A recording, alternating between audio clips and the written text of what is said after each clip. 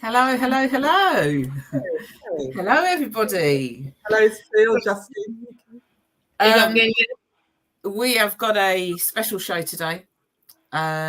So you've got two hosts today, myself, Cecile. Hello, everybody. And I'm Just on co-hosting meaning. with the lovely Justar. So, unless you've been living under a rock, which I'm pretty sure you haven't, you must know what's going on Saturday. So Saturday, we have got this fabulous event in Luton for the launch of our books.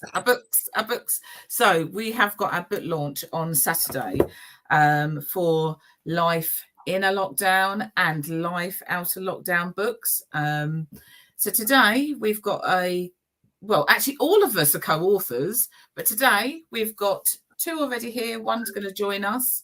We've got the lovely Nike, we've got the lovely Patricia, and they're going to tell us a little bit about their journey to becoming co-authors of these books. So I'm going to go to Nike first. So tell us a little bit about yourself, Nike, and Hey, everybody. Hi. So, yes, welcome. I have to agree with Cecile. If you've been living under a rock, that town is not going to be ready for Saturday, man. So, yes. So here we are, the authors of two books, Life Inner and Outta. So for myself personally, well, I would say it's an interesting journey because I could say that for me, it actually started when all the time was to press the enter button to send off my manuscripts for the first one because I was very nervous. And even though, as I said on a recent podcast, that to write a book has always been my desire, but I'd never ever known about the idea of collaboration. And this has just been so different and uplifting. So it started with because I was part of everybody knows Dee Bailey. If you don't, again, that rock must have been even bigger. And I say massive because I'm just going to quickly say this. I always say to Dee that if I ever meet anybody who lives in or around Luton and they say they don't know her, I'm going to pay her money. So today I've not had to pay her money. So that's it. So yeah, so she has this Simply Dee's event, which was live in real life, and I used to go, and sometimes I'd have a stall selling my wares, and sometimes I would just be there and networking and stuff. Of course, we all know what happened in 2020. We all were told by Mr. Johnson that we got to stay home, and they took it online, and so we had this lovely space on the Zoom every week, chatting this, chatting that that's happened, and then V said put it in a book, and yeah, I'm not going to say all the rest of the history because, like I said, for me the journey really wasn't so much the writing it because I was journaling anyway. So I thought, oh yeah, that would be easy because I'm journaling, but obviously it wasn't because then you're sharing it with other people, and but it was the comfort and the support from other people, other established authors in the group, actually was really fabulous. So so that just made me feel much better. So obviously, like I said, I hit the send button, sent it off, and then it was just like being on a roller coaster. And I was chapter 6, and I was really excited about being chapter 6. I don't know what, I cannot even begin to tell you why. So I think in that chapter 6, I generally talked about not the anti, because anybody knows me knows I'm not anti, but there were just certain things that I just used to do that really were not. Now with hindsight, I probably wasn't supposed to be doing. I obviously went to the shops more often than I was supposed to do. Just a shame there. Thank you. I think it's that thing where you're told you can't do something, you just want to do it. And then my car had a hissy fit, and I used to have to warm it up every day. And so I used to drive it out every night. I would literally drive around. I'd drive up and down Sandon Park Road. Then I'd go around the little bit where the new part to the the new extension bit at the back there. And but it didn't stop the car from dying though. So, but the car did, and then obviously then I'm in the book 2, chapter 15, and that is called The Graduation. So, because the other thing that I talked about in chapter 6 was about baking with the rest of the world. I mean, I'm not an accomplished baker. I can cook. I was going to say it goes without reason, but maybe it doesn't.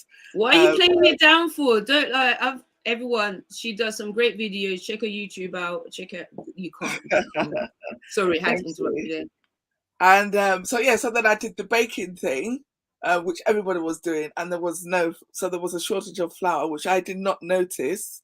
I really genuinely did not notice the shortage of flour until somebody on my church Zoom said, "Oh, Nikki, I've been trying to get hold of flour." And I'm like, "Don't worry, we've got plenty of flour in Sundon Park." I'm going, of course there was no flipping flour in Sundon Park, was there? So sorry, excuse my language. So yeah, so I kind of became a little bit obsessed with that. What would you baking? Bread. Okay. So what happened was, for me, when I used the word graduation, it was genuinely a graduation, because to me the idea of baking bread seemed really complicated and difficult. And then I came across this 2-ingredient bread, which was yogurt and flour, and it came out like bread. And I just used to do that all the time. Sometimes I would do it live on Facebook in my group. I was like, "Oh, look, it's Saturday morning, we're doing baking this and that." And then one day I decided that actually, if I can do this, I'm sure I can really bake bread.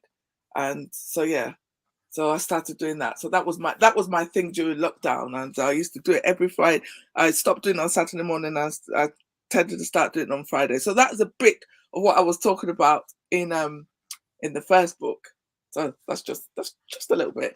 And then chapter 15, as I am now, I'm actually here with the previous chapter 15. I'm the old chapter 15. Yeah, I'm the old chapter 15. Yeah, we swapped. And my chapter is called The Graduation. So it is kind of a lead on from what was happening in the book one. I did talk about different things. And I opened with a saying. This saying, my mum used to say it a lot, although obviously she didn't really say it in English, but it's like, you didn't pass, you didn't fail, but you didn't leave the class. So for those of you who have had the opportunity of going to grammar school, or if you went to school abroad in Nigeria, when you were in school, from primary school, you did exams at the end of the year. And if you didn't pass, you didn't go to the next class. And so that saying there was like, what's that person doing? Look at them. They didn't pass. They didn't fail. They're just there. So I started my chapter with that, based on the fact that I met somebody that I've not seen for a long time in the workplace. So they're like, "Are you still in customer services?" But that's how I took it. The person may not have meant it that way. They might have just been asking me a genuine question. But in the moment, I took it as if to say, what are you trying to say? That I have not progressed in life? And that was where I got the idea for the title of my chapter. And I use that saying because my mom used to say it a lot. I talked a little bit about reflection, about things that I'd learned about myself during the lockdown that I would not necessarily admit to. Even now, I still find it quite hard to admit to, simply because I just think, yeah, look at me, I'm big, bold, and strong. So yes. So on Saturday, I mean, obviously there's 4 of us on here now, and there's a couple behind the scenes, but there's going to be 24 of us there, guys. That is we've actually got someone else to add in while you're talking, if you don't mind. Oh, really? Cool. Add one of our fellow homies in the crew. Yep. So before you go, Nikki, tell us what impact it's had for like you and your family being. Well, for my family, to be honest, it depends what you mean by family now. We've had this discussion before. So family is what you call family. Yeah, exactly. So no, it's been good actually. They're quite interesting. But I probably would think that the biggest impact has probably been on myself, to be honest, because it's one of those things where you think you want to do something and it's there and it's not like moving and it's moving and you just don't know. And it's like they say, you can be changing something, but every day it's the same, and then all of a sudden one day it's completely different. Does that make sense? So This is because it is a desire. I'm not going to turn my camera around now because it's a bit messy there, but I can show you my your girl cave. Well, I am in the girl cave. That's why I call it a cave, because it's a bit messy. But it was a good mess. But obviously, since I've been laid up, I've not been in there. But on my vision board there, I have got things there to do with books, and it's been there since I did my first vision board back in 2016, and it's sort of been coming off. So it's been the same, and then all of a sudden it was different. So sometimes you do not know how you're going to achieve a particular dream, is my point. Yeah. So my impact now is to think that, well, if I want to do something, even if I don't know how it's going to do it, not to let go of that desire, because you never know when the opportunity is going to present itself. You just have to be ready to take it. And hello, V. You need to be ready to grab it as it comes along, don't you? Exactly. Wonderful, wonderful. Thank you, Nike. Thank you. That's all right. You're very welcome. I'm so sorry I can't stay on, but I'm going to go down and look at my phone and stream you and listen to you all. Wonderful. And, thank you. Thank Love you. Nike. So glad to hear from you, speak to you. That's all right. Love you all right back. Mwah. So I like we said, 24 people, man, in one room. You snooze, you lose. Yo, you heard it here first. Saturday, 2:30, is it 2 till 5? 2:30 till 5. Take care. 5. Yeah. Be good. So let's go now to Patricia. The lovely Patricia. Yeah. How are you doing? Hi everyone. Thank you for having me on the show. Normally I have to watch the show in the evening because I'm normally at work. And as you know, it's the Easter holiday, so I'm now off for 2 weeks. So It was a pleasure to be invited onto the show. So I thought, yes, I definitely have to come on and talk about the book and the event that's happening on Saturday. So tell us about your feelings about your chapter. Yeah. So my chapter is called Challenging Change. I got to admit, when I was writing the book, it was quite hard to come up with a title. I sort of wrote down about 10 different titles and just had to go through which one reflected, what I had gone through.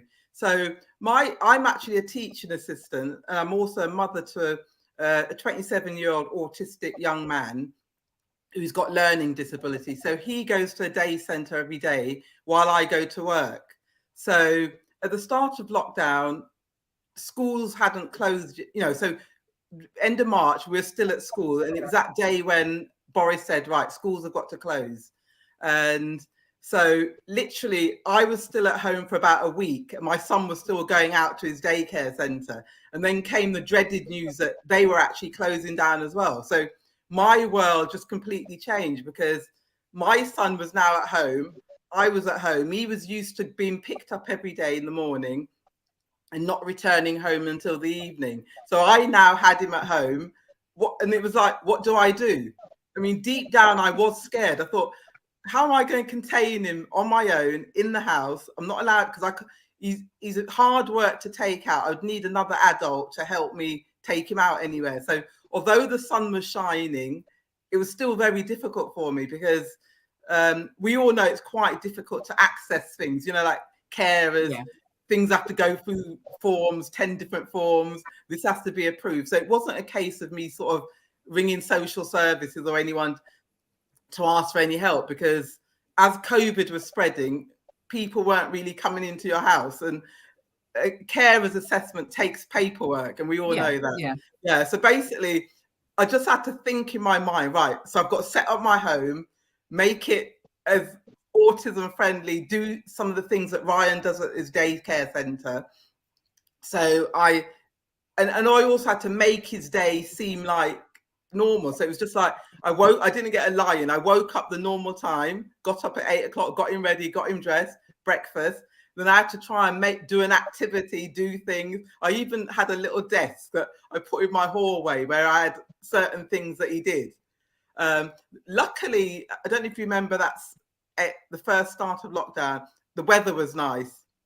So luckily I've got a garden, so he's got a bench out there, so I could actually take Ryan outside. We sat in the sun sometimes, went back in, and we were at home, say, for 14. So Ryan was at home for a total of 14 weeks. Excuse me. But I was still on a rota to go out to work. So luckily I could actually get respite from for Ryan, but it was still tricky to think, shall I send him out? Because I kept thinking, I'm sending him out to the coronavirus world. But his day centre, they were very good and I think really strategic. So there weren't many people coming inside. I mean, we weren't allowed to actually step inside. So Ryan still got his respite care. Albeit maybe just one day a week, so a weekend, thing, but things worked out well, and yeah, I got through it. And you know, sometimes I have to think to myself, how did I get through it without going mad or having a breakdown? Because anybody who raises a sort of a child with learning disabilities will know it's hard. It can be a lonely world. I mean, you see me at places, but so did you put that in your chapter? Is that what your chapter is about? Yeah, so I mentioned what was going on as well. So other things were going on. I had to go into work. It was my first birthday. I missed out on going out because I think my birthday was actually on a Friday, and I'd been looking forward to it. I thought, wow, Ryan's got respite. I can go out. We can go somewhere. So that didn't happen. So I can read. I'll read a couple of sentences from my book. So I'm chapter 15 in the book. So one of my paragraphs I've written: I wondered to myself what was going through my son's mind. Autism is complex enough, and now his world had completely changed. What was he thinking? Where were his familiar surroundings? Things were completely different for him at home. His usual day compared to his usual daycare surroundings. No trampoline in the garden, no countryside scenery. Thanks to the grace of God, we were still able to access weekend respite care. But at first it was a case of should I or shouldn't I? Yeah, so basically, that's mainly what I focused on. And also at the start of when schools shut down, just the worry that was going on in the schools, because we didn't know. We had to send the children home, and just the disrupt, so that was the start of sort of like the disruption to children's education, which we're now seeing the effects 2 years later. So, kids that are in, say, year 2, they would have just started school at the start of lockdown. So they've missed about maybe a year of proper education. And also the planning to getting into the book was it was a joy, because Dee rang us and she sort of said, we're writing a book. And I think I said yes, because I'm used to Dee sort of ringing me. I think when he says we're doing this, you have to kind of just do it because we're doing it. You just say, okay, when have we got to write it by? Yeah. So she said, guess what? We're thinking of writing a book. So she said, are you in? So I did say yes. I got to admit, I didn't really think what it really involved. But I noted, but as soon as she said that, I started writing because I think we had a 2-week deadline, if I remember. So on Post-it notes, I started writing little bits of things that I wanted to include sort of in my chapter. Like, I think I started my chapter with Boris's announcements. I think I wrote that down. Or Boris said that schools are closing. So it was just writing down snippets of things that were happening and then composing them all together. And it was quite hard because we had a number of words I think, was it 1,000 words? And I think I had more. So it was quite hard to sort of condense it down. And like Nikki said as well, pushing that button was kind of like, oh my God, you're pushing it now. It's going. It's out there in the world. And also, because I'm a teaching assistant, I had to also make sure that things are spelt right, because teaching assistants were quite, like if you say you work at a school and you write a sentence that doesn't make sense, you feel like somebody's going to be saying, but you work at a school, you should know. You should know better. But I'm not in the second book, but I've read, but the girls, but it's a brilliant book. I've got both books, and it was just a joy to be in the book. Actually, it gave me confidence to do more things, because I hadn't even sort of certain things I hadn't done on the computer before, even sort of sending our little picture. I think I had to ring Dee up. What do you do? Give me instructions. What do you do? How do you send a photo across? Blah, blah, blah. Yeah. So it's given you some confidence as well, then, to try other things. Yeah. I remember the first show you came on one of my shows for the kids. It was amazing. And you were so nervous. And I was like, how have you not done this before? Like, you were so natural as well. So I think you need to be more confident. Yeah, and we've formed some great friendships, because the first book, there's 22 authors. I think I knew half of those authors, 11 of them. And so it's just been a joy to be involved with other ladies, and we formed a further friendship. And also we're sort of like, we're on a WhatsApp group. We're like an agony aunt to each other. Sort of every day somebody's got something, we offer advice. So it's been a bonus, actually, just the friendship that we formed. Yeah. That's brilliant. Yeah. Stay with us, Trisha. Don't disappear. Don't disappear. Because now we need to go to the person who actually started this, who was a catalyst in all of this. You know, so we're going to go and speak to Veronica now. Thanks. Because Veronica, you was the one who had the idea. Tell us about it. Hi. Yes, ladies. In 2020, in 2020. You know, we were doing so well on those Thursday night meetings on Zoom. So let me just quickly say who I am. So I'm Veronica Ebanks, Veronica E to most, when I'm doing things. And I'm a safeguarding trainer. I've kind of gone back to safeguarding, well needed. I also run my own business. I write, I'm a poet, and I like to help people. I just like to help. So in 2020, here we were, a meeting via Zoom, Dee's weekly Zoom. And I thought, you know, we've never ever been down this road before, a pandemic, you know, a lockdown. So wouldn't it be cool if we could capture what we were going through or what we were experiencing? Because it was really helping. The meetings were helping us all, I believed anyway. And so I said to Dee, I didn't even want to say the word book, but that's what I had in mind. But I said to Dee, wouldn't it be a good idea, you think, if we created a publication to capture what we've been doing and our experiences? And then I went on to say, you know, it could be part of history, it could form a reference text, and so on and so on. And here we are now. I believe it was 22 people, 22 of us in the first book. I was in the first book. I'm not in the second. And I believe 7 new authors in book 2, right? So the 23 authors in book 2, and I believe 7 of those individuals are newbies. So they've kind of joined the writing crew. So I'm, you know, when I think about it, I think what an amazing thing that so many individuals from just one idea fulfilled and did things they didn't even think about or imagine. Yeah, I've got my copy here. I've got my copy already. I've let my copy out. And I am reading my way through, and I will be giving feedback individually on all of them. Is that going to be good feedback? Because I'm getting scared now that you're going to give me feedback. I've read some already, and so far, absolutely awesome. That's all I can say. I'm sure it'd be constructive. From V, it'd be constructive 100. Of course.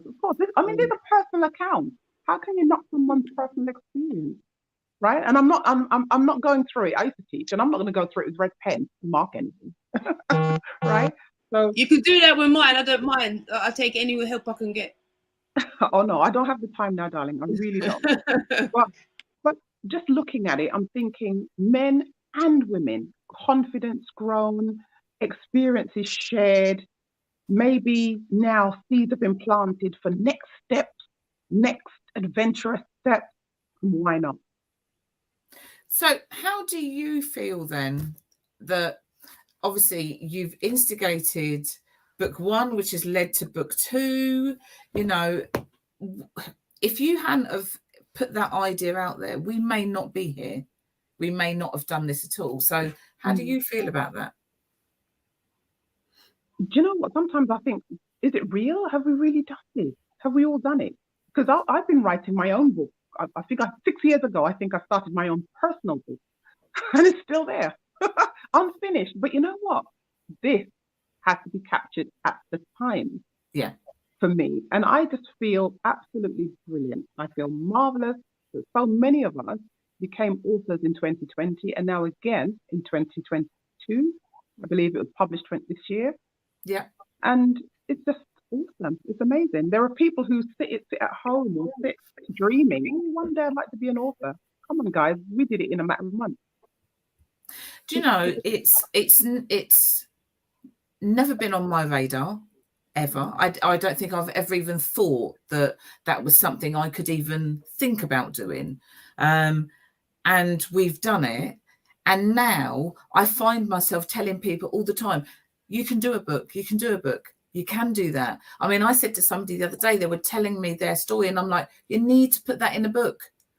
And I think because we've now done this, I can actually believe that those things do happen. Yeah. Because I thought you needed to be an author, or you needed to be something special to be able to do that. Yeah. And we are special. Don't get me wrong, we are special. Yeah. And we have done this. Yeah. So thank you, V. I mean, you're welcome. Just you're from the bottom of my heart, because I don't think I'd have ever done anything like that.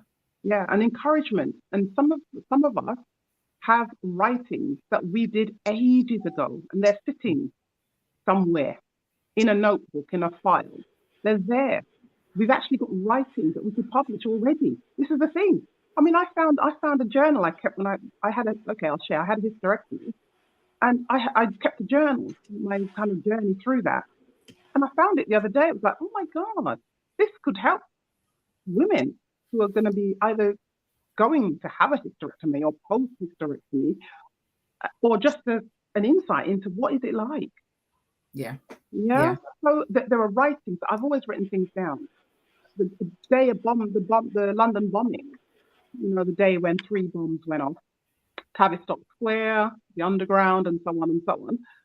I found the day I wrote about that day, because I was in training in Filso that day, and I got home and I wrote what happened that day, because so many of us had family in London working. I had 2 sons working in London and a daughter-in-law, and I found that as well. I mean, I've always written things, but this is the thing. I've always written, and I'd say to anyone, if writing is therapeutic for you, do it. And even if you don't intend to show it to anybody, if it helps you get stuff out of here that's whizzing around, all jumbled up and all, get it out on a piece of paper or speak it into your phone. Now it's technology now, you've got your phone. You can speak things into your phone, your thoughts. You can capture them into your phone. Some people don't like writing. Some people don't like journaling. That's fine. I couldn't agree more, V. Being with you lot, meeting you lot, being part of all of this, gave me the courage to do my poetry. And now look at me, like, and obviously with you, as back safe, if you want to drop us a little lyric, but you know, you as well, one of the people that with the way, you know, all the things that you do, and you know, we're in plays together, and like, you know, what is life anymore? You know, it's crazy. So it's just like taking that step of courage and believing in yourself that anything's possible. And just sometimes you got to say yes. Yeah, so, and you're scared sometimes as well. Because you know, fear is a good thing sometimes. Feel the fear and do it anyway. Sorry. Yeah. Do it scared. If you want to do the thing and you're terrified, and you know it's a step that will take you somewhere or just make you feel good, right? Or solve an issue that you have internally by doing that thing, even though you're terrified, and it's going to take you somewhere, whether psychologically, do it. Professionally, do it. Don't care. Don't worry about your age. Don't worry about your skin tone. Don't worry. Don't worry about, oh, I've got all these, I've got so many kids, I can't do this and I can't do that. J.K. Rowling didn't think that when she was sitting in the cafe writing stuff. No kids. Right? Wow. Okay. I think the other thing I think I've kind of realised over this process is that there's always somebody who's going to want to hear your story. So about the hysterectomy, about that day of the bombings, about when you go and do something else, there's always somebody who that's going to touch. Yeah. You know, because I was thinking you have to write about specific things and you need to have that knowledge. There's always somebody who needs that book, or who needs that chapter, or who needs those few words. Yeah. Always. Yeah. And sometimes, guess what? Sometimes people just need some fun. Yeah. Yeah. Sometimes it's a play on words. Sometimes it's just a play on words. You might have something really silly going around in your head. I mean, I went somewhere and I heard someone using F words, just throwing out the F bombs every 5 minutes. And that inspired me to write a poem all about the letter F. All these F words beginning with F. So that's what I'm saying. So sometimes you can have fun with writing as well. You don't. It doesn't have to be for therapy, but it can just be for fun. Yeah, exactly. I mean, Dee's just said, you know, tomorrow is not promised. So you need to grab whatever is coming your way now and be brave. As I've said all along, you need to be brave and then just go for it. Just go for it. It can't go wrong. Exactly. It can't go wrong. Exactly. And no one wants you to fail. The thing is, no one is sitting there listening or reading what you've written and thinking, "Oh, I wish this would be rubbish," or "I wish this was going to come out all wrong." No one does that. You know, you when you read a book, you want to get something out of it. Yes, I know, and there are books for different people. Every book is not for everybody. We know that. But lockdown was so unique that it was worth being one of the first set of people, and women at that, to write about it. Yeah. And why not? So as Dee says, put on your big knickers. Put on your big knickers. Okay. So it's either going to be a blessing or lesson. And it might be both with your big knickers on. All right. The big ones are good to keep your back warm. Dee's always telling me to put big knickers on, man. Big girl pants. I'm 22 now, isn't it? I'm trying. They have a place. They do have a place in this world. Yeah. It's fascinating, but confidence-wise, ladies and bravery, and men, bravery. And sometimes we're held back by the opinion of others. And sometimes we have our own imagination puts us in chains. Yeah. It stops us. That imagination and thinking about what somebody might say that's negative stops us, as in everybody, men, women, all of us. It stops us from taking that step. You know, so like Nike's put, she's always been an avid reader. So the next logical step may be writing. But you've already started that, Nike. You've already started that. You need to then just build on it. Just build on it. Yeah, Cecile, I remember the first time that I read our book, you know, when it first came out, the first one, I was just so amazed at everybody's chapter. I think I read it like in the space of 2 hours. It was just, I couldn't put it down. It was just amazing, all of our different styles and how we had interpreted what had gone on. It was beautiful, wasn't it? Yeah, and it is. I mean, both books are, you know, so everybody had the same brief. Yeah. But everybody's story, their chapter has been different in some way. And the fact that in the first book, 22 of us were in lockdown, but everybody had a different experience of that lockdown. Very much so, you know, and it all came from very different angles. Yeah. Again, like I've said already, if you've been under a rock, I don't know what you're doing, you need to come out. There's these books out there, these 2 books that you need to be reading. If you would like to purchase them, if you haven't already got them, either DM myself, Just RV, Patricia. You can go onto the Simply D's. She does art in it. She does art. Go onto the Simply D's page. You know, you can get those books. We can sign them. They are fabulous. They are just, they're just brilliant. They're just brilliant. I'm only showing one. My sister's borrowed my other book. I've been a kind big sister and lent her the other book. You should have made her buy one. What are you doing? She is coming on Saturday, so slacking, Trish, slacking. Yes, no, she's coming on Saturday. So that's all right. I'll grab her. I'm going to sell her one. I'm going to sign and sell her one. Don't worry, it's good. Yeah. So Saturday we have got our book launch of the 2 books. So Life in a Lockdown, Life Out of Lockdown. It is Saturday the 9th, 2:30 till 5. It's at the Grand Park Hall, which is Park Street. It's a fabulous venue, absolutely fabulous. We are going to be dressed up to the nines, and it's going to be a really fabulous event. Tickets are £10 on Eventbrite plus the fee. Anybody goes on Eventbrite, you know you've got to pay a fee. It's tickets only. because we don't, you know, we're not going to be able to do that on the day. So you need to get your tickets in advance. Get them today. What are you waiting for? Go and get some tickets for you and your friend, or you and your brother or your sister, whoever. Get a couple of tickets. There's drinks and nibbles there, and 24 authors. Bring your books. Plus, if no ticket, no entry, people don't understand as well. It's not like, oh yeah, well, I'll just buy my ticket on the door. No, you can't. No, so you have to get your tickets in advance. And also, don't rock up at 4:30 because we're finishing at 5. We're leaving that venue at 5. So you need to get there for 2:30 because we have got a saxophonist. I think I said that right. Saxophonist. Yeah. Who's going to be treating us to some beautiful music. We have also got the former Lord Mayor of Liverpool coming down, Anna Rothery. That's an event of its own. You know, we're really excited that she's going to be there as well. And she is co-author of the second book. So there's loads. There's literally loads going on in that time. And you'll get to meet us. Anything else you want to say? Can I just say something? Yeah. It would be actually be beneficial if everyone got there and got their seats by 2:30. We actually That's true. Yes. 2:30, so that we can just start.